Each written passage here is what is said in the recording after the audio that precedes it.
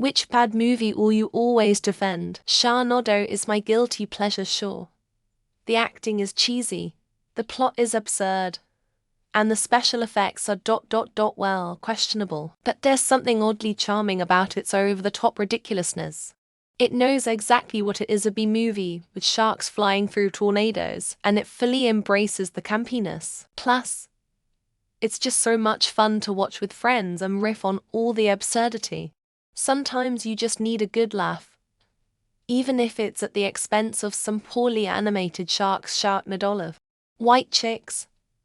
Yes, a bunch of the scenes in the movie are people just having dinner different places. But hear me out.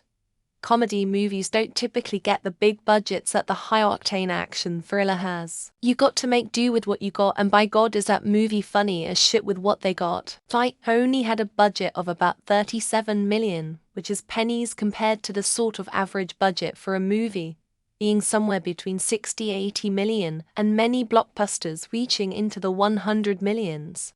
Mum and Dad saved the world. US, as always. John Lovitz at his absolutely gloriously hammiest. Wonderful supporting roles from Wallace Shawn, Eric Idle, and Kathy Ireland, and fantastically wacky world building and set prop design. It also stars the pedophilic photography asshole, unfortunately.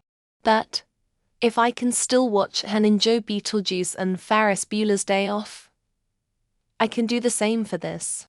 My all-time favorite movie is the 2006 classic Smoking Aces. It's fast-paced, tons of great characters, funny, violent, emotional, with a story that dials back on the insanity just enough for at least the internal logic to make sense. There are tons of cool artsy-fartsy directorial decisions and an amazing cast. People who were alive in 2006 would recognize virtually every actor in the movie. I wouldn't say defend, as I recognize how bad of a movie it is. But I'll always celebrate the live-action Street Fighter from the 90s. Complete nostalgia for me. But it's such a delightful mess of a film. Here's a great write-up from The Guardian on it. Games 2018 July 16 Inside Street Fighter movie Jean-Claude Van Damme Kylie Minogue. Oh. So many potential. But I'll go for one that I did not spot yet. Starship Troopers. Terrible acting. Not really great writing, ultimate fromage. It's almost like an 80s action movie released in the late 90s.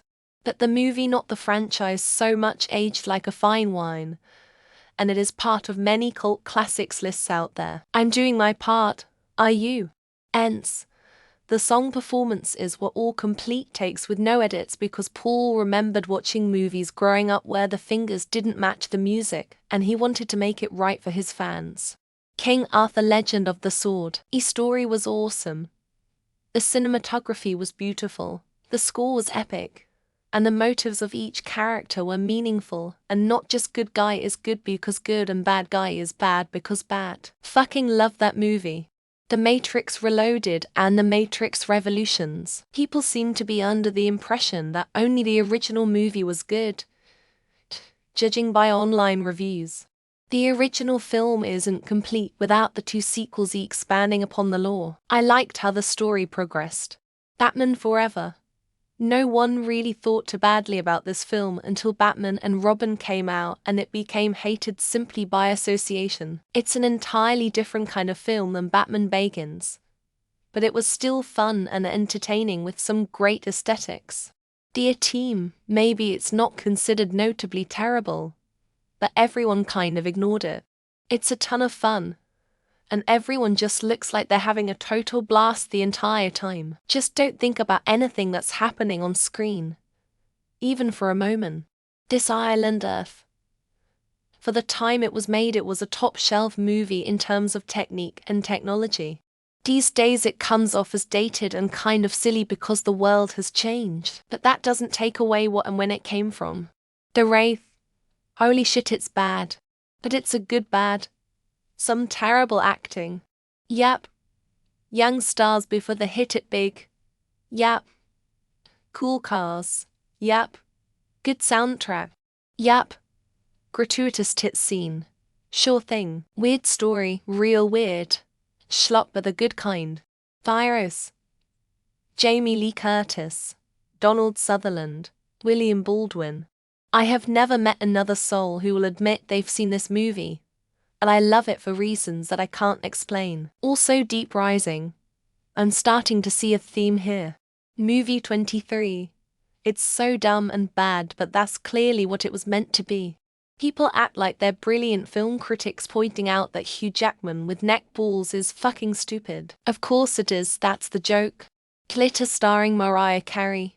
Crossroads starring Britney Spears and Coyote Ugly starring Leanne Rimes. All three of these movies help me be less afraid of being an adult, and I'll die on the hill defending their honor. The League of Extraordinary Gentlemen. Captain Nemo and every one of his vehicles looked amazing.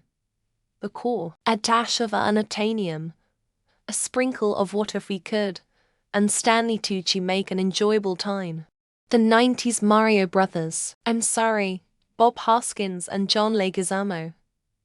With Samantha Mathis as the love interest and Dennis fucking Hopper as King Koopa. If you go in with no expectations, it's cheesy B-movie genius. Alien 3. It's a great return to the horror genre for the franchise. And if the CGI was better, I think it would be better regarded. There's no bad acting in my opinion. And the atmosphere is fantastic. The Cell is one of my all-time favorite movies. It's gorgeous, as are all Tarsem Singh movies. And I think it's an interesting sci-fi horror concept. It's easily J-Lo's best role other than Selena. Jaws the Revenge for two reasons. It feels like a Jaws film, unlike Part 3. And people seem to always talk about the shark roaring when it actually roars in every other Jaws film apart from Part 2. Alien Resurrection, it was done badly. This is true. But the bones of the story delving more into the sci-fi before back into the horror, the actual set design make me go back to it constantly. For brothers, my friends, and I used to quote this movie so often. Some of the dialogue comes off like it's written by a high school boy. There are some really fun and funny scenes. Kingdom of Heaven by Ridley Scott was considered a flop, but it's actually very decent with interesting themes. A lot of people recommend watching the director's cut of it. The Michael Bay Transformers movie. I'm not here for a deep, profound cinematic experience. I'm here for giant robots beating the living shit out of each other for 2.5 hours. Toy Story 4. I know it's an unnecessary sequel, but it's still a really good movie. And I don't hate Forky. I think he's an interesting addition to the lore of the setting. The 1993 Super Mario Bros. Movie. It has almost no relationship to the source material, and the entire thing is a hot mess. But I'll be damned if I don't love it anyway. I guess I just love bad movies. The Butterfly Effect, I remember it getting really bad press due to having a terrible plot and no real substance, and I loved it. Captain Corelli's Mandolin. People shit on that movie, but I love it. The Beautician and the Beast. The movie is horrible, I'm just in love with Fran Drescher. Sucker Punch. It's an awesome spectacle. It respects women. It was unfairly cut. And it deals with a problem that was very serious just a few decades ago. Nothing But Trouble. I know it's not a great movie, but I just love everything about it. Not even Chevy Chase is able to ruin it for me. 13 Ghosts, it's far from the perfect movie, but I really enjoyed it, and some of the ghosts have really interesting backstories. I'll give my voice to Mono's The Hands of Fate. I don't know why, but I loved that movie. And I'm taking about the non-MST3K version. Speed Racer 2008. People hated on that movie so much for no reason. The style was super goofy and different, but it was far from bad. I want to defend Cats so badly, because it is actually good. But to make people mad. For my own sanity and dignity I cannot. Movie 43, that was hilarious to me. It's not even a movie, just a bunch of skits of all known actors fooling around, and I love it. The Producers. No, not the Gene Wilder one. The 2005 musical. Does it drag a bit long? Yes. but I maintain that is its only sign. The big hit. I fucking love that movie, and the rest of y'all just don't get its satirical look in the overly cool hot man movies. Dumb and Dumberer When Harry Met Loie. It may not be a good movie, but the scenes with Bob Saget make it worth the watch. True Lies will always be my favorite movie of all time. I know it's super terrible, but I couldn't love it anymore. Freddy Got Fingered. The day I stop finding that movie funny is the day I don't want to exist in this world anymore. Sucker Punch. It's painted as chicksploitation all the time, but I feel like it has more merits than drawbacks. St. Elmo's Fire. 90 of the leads are assholes. Everyone is screwing everyone. Totally implausible. I love it. I will die on the hill that Fast and Furious Tokyo Drift is a good movie. It was just ahead of its time is all. Cube to Hypercube. I agree it's not as good as the first one, but think it's actually a pretty good movie. Last Dragon. Shonuff is up there with Pi Mei and Big Papa Palpatine in the pantheon of great bad guys. It doesn't get the hate of his other movies, but House of 1000 Corpses is a big great horror masterpiece IMO. Ishtar. How has no one said Ishtar? Are you afraid of telling the truth because it's dangerous business? To Fast and Furious.